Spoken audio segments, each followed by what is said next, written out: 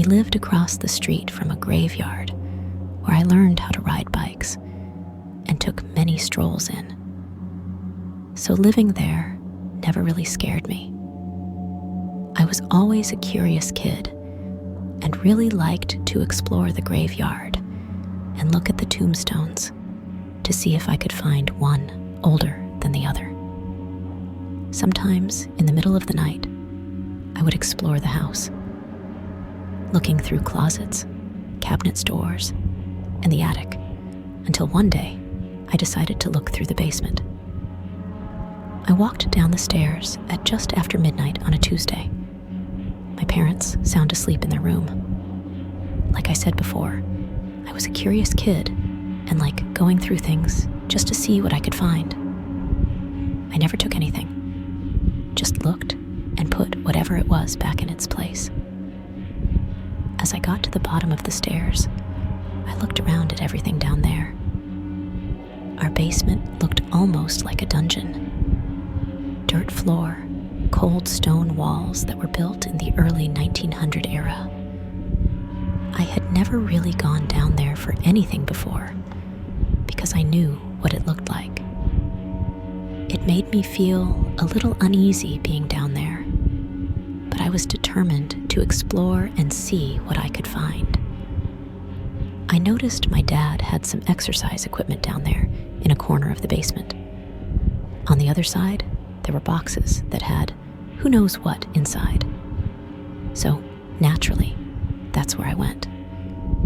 I started moving the boxes around, opening each one as I moved it to see what was inside. There were a lot of boxes, but I looked at them and moved them with purpose, knowing I had to put them back into place, so no one knew I was down there moving stuff around. As I got to the last box, I noticed what looked like a manhole cover to a sewer on the basement floor. I thought to myself, why is there a manhole cover in the basement? Shouldn't that be outside on street level? Now, remember that I said I was curious. My curiosity got the best of me, and I instantly wanted to know what it was doing there in my basement and what was inside. Thankfully, my dad had tools down there, and I happened to find a nice, big crowbar that would do the job of taking the cover off the floor. I grabbed the crowbar, and with my small, skinny arms and all my might, I pried the cover off the floor. It was heavy and made of thick steel, but I got it off. I couldn't see anything when I looked inside. I was pitch black in there, so I went to my dad's tools looking for a flashlight when I heard something come from the hole in the floor. It sounded like a moan. All of the hairs on my body stood up at once, and I stood paralyzed in front of my dad's toolbox. I looked back at the hole, but saw nothing. I grabbed the flashlight, walked over to the hole, turned the flashlight on, and shined it inside of the hole. There was a ladder that led to a dirt floor underneath my basement, and what looked like a tunnel that led in the direction of the graveyard. I was stunned at what I had found, and my curiosity grew more intense. I went back to my dad's toolbox to see if I could find a knife or something that would aid as a weapon, just in case. Not once did I think, stay out of the hole. So down I went with the flashlight in one hand and a screwdriver in the other. The tunnel looked like it was miles long. Not even my dad's flashlight could illuminate the end of it, so I started walking. It was quiet.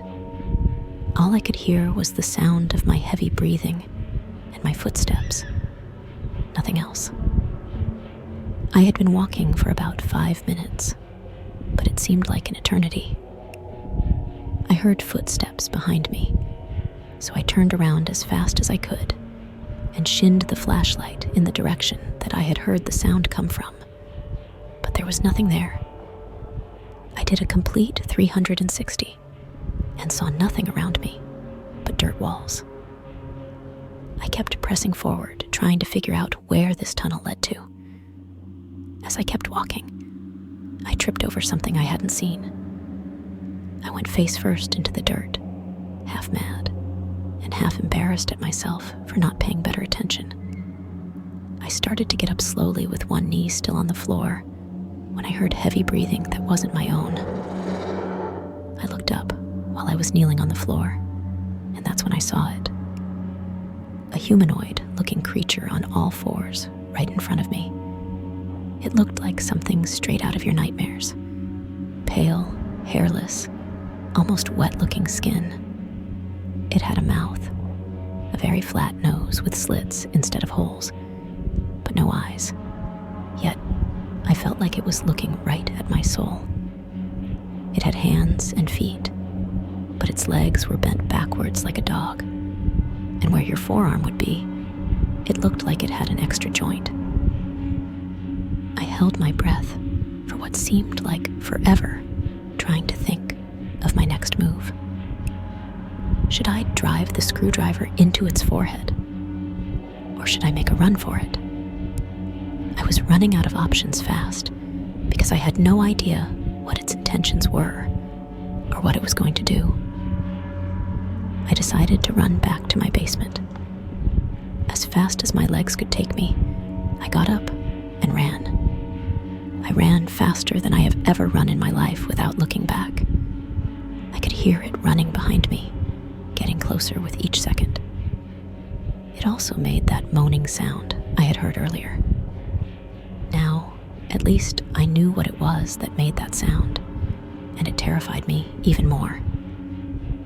I ran, and I cried at the same time.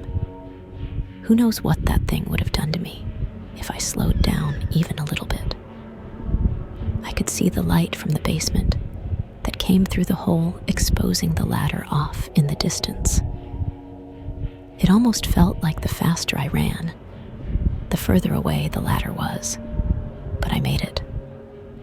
I got up the ladder as fast as I could, and as I got out of the hole and into the basement, my dad happened to be standing there waiting for me with the manhole cover in hand.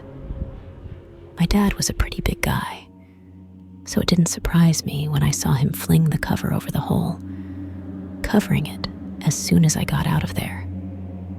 He grabbed me and pulled me up the stairs and into the kitchen, then went back downstairs and moved all the boxes back to their original place. When he came back up, I could tell by his facial expression that he was furious with me, but he didn't yell at me or anything of that sort. He looked at me dead in the eyes and said, "Don't ever open that manhole cover again." I haven't been to the basement since that night, but every now and then, I can still hear that moaning sound that is now etched into my brain.